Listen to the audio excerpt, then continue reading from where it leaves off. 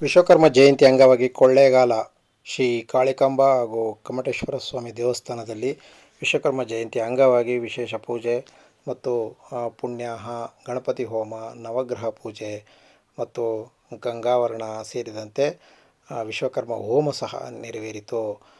ಪ್ರಮುಖವಾಗಿ ದೇವಸ್ಥಾನದಲ್ಲಿ ವಿಶೇಷ ಪೂಜೆ, ಅಲಂಕಾರ ಮತ್ತು ಪ್ರಸಾದ ವಿನಿಯೋಗ ಸೇರಿದಂತೆ ಇನ್ನಿತರ ಧಾರ್ಮಿಕ ವಿಧಿವಿಧಾನ ಚಟುವಟಿಕೆಗಳು ಕೂಡ ಸೋಮವಾರ ಬೆಳಿಗ್ಗೆಯಿಂದಲೇ ಪ್ರಾರಂಭವಾಯಿತು.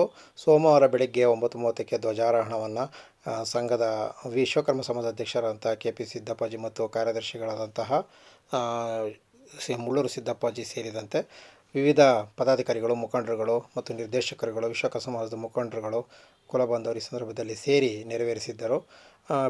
ಮಂಗಳವಾರ ಬೆಳಗ್ಗೆ ವಿಶ್ವಕರ್ಮ ಜಯಂತಿ ಅಂಗವಾಗಿ ಕಾವೇರಿಯಿಂದ ಗಂಗಾವರಣ ತರುವುದರ ಮೂಲಕ ವಿಶೇಷವಾಗಿ ಪೂಜೆಯನ್ನು ಸಲ್ಲಿಸುವುದರ ಮೂಲಕ ಮುತ್ತೈದೆಯರುಗಳ ಪೂಜೆ ಮತ್ತು ಗಂಗೆಯನ್ನು ತರುವುದರ ಮೂಲಕ ವಿಶ್ವಕರ್ಮ ಹೋಮಕ್ಕೆ ಪ್ರಾರಂಭಿಕವಾಗಿ ಪೂಜಾ ಕಾರ್ಯಗಳು ಪ್ರಾರಂಭವಾಯಿತು.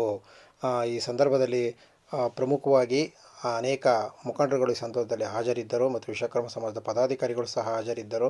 ದೇವಸ್ಥಾನದಲ್ಲಿ ಮೈಸೂರಿನ ವಿಶ್ವಕರ್ಮ ಸಮಾಜದ ಶ್ರೀಕಾಂತ ಆಚಾರ್ಯಗಳವರ ನೇತೃತ್ವದಲ್ಲಿ ಮತ್ತು ಮೈಸೂರು ಸೋಮಾಚಾರ್ಯರು ಮತ್ತು ಪ್ರಕಾಶ್ ಅವರ ನೇತೃತ್ವದಲ್ಲಿ ಪೂಜಾ ಕಾರ್ಯ ನೆರವೇರಿತು.